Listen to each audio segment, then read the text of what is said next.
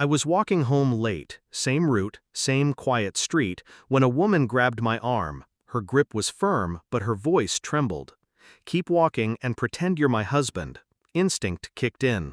I nodded, wrapped my arm around her shoulders, played the role. 5 minutes later, we passed a man parked in a black sedan, engine running, lights off. His eyes followed us. I felt them burn. She whispered, "He's been stalking me for weeks." I didn't say a word, just kept walking, heart thumping like a war drum. But what she didn't know, what no one did, was that I understood her fear far too well. Because just months ago, I was in her place. Not with a stalker, something worse. A betrayal so personal, so surgically deep, it made even strangers' pain feel like mine. I met Lena 3 years ago. Bright, disarming, quick to laugh. She worked at the nonprofit across the street from my office.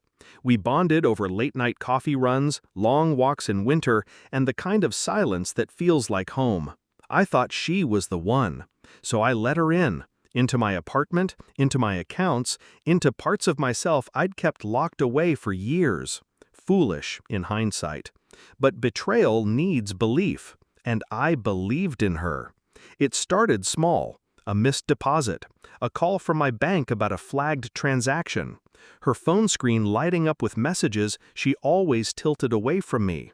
I told myself I was paranoid. I wanted to trust her, but trust is a leash in the wrong hands. One night, while she showered, her phone buzzed. I glanced at it. "He's clueless. Transferred another $5K today." Attached was a laughing emoji, and below that, a name I recognized. Brent. My business partner, my best friend since college. 2 knives, both in my back. I didn't confront her, not yet. I smiled, I kissed her forehead, I said I loved her.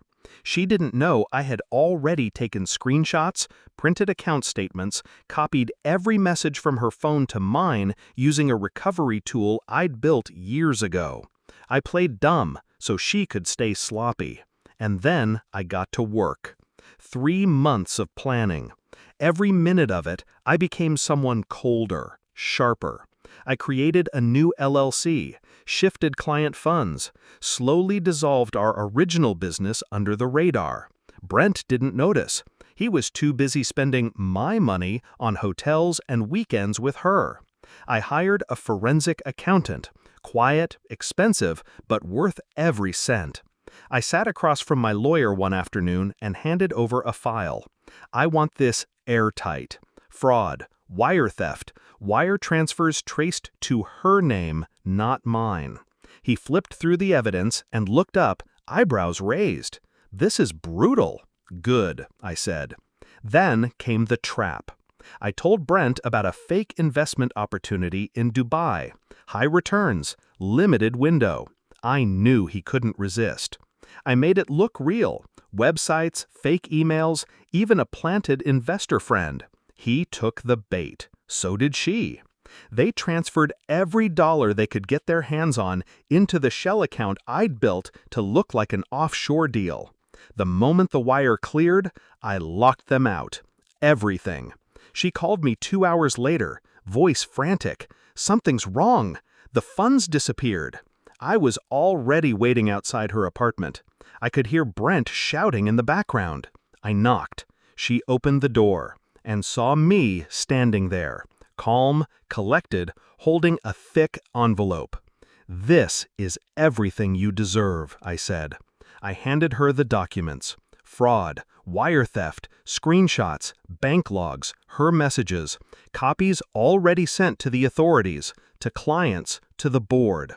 "You ruined the wrong man," I said, turning to leave. She screamed after me, but it didn't matter.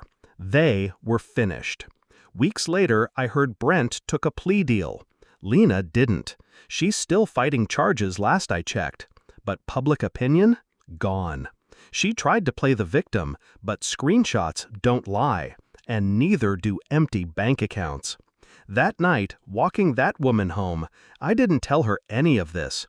I just made sure she got inside safely, watched her lock the door, And as I walked away, I thought about how fear connects people, how betrayal leaves its fingerprint long after the wound closes. But I wasn't afraid anymore. I had faced my monsters, looked them in the eye, and burned them down, piece by piece. Justice isn't always loud. Sometimes it's silent, surgical, precise. Sometimes it walks you home, holding your arm, pretending to be something it no longer believes in. A husband, a friend, a fool. But not anymore.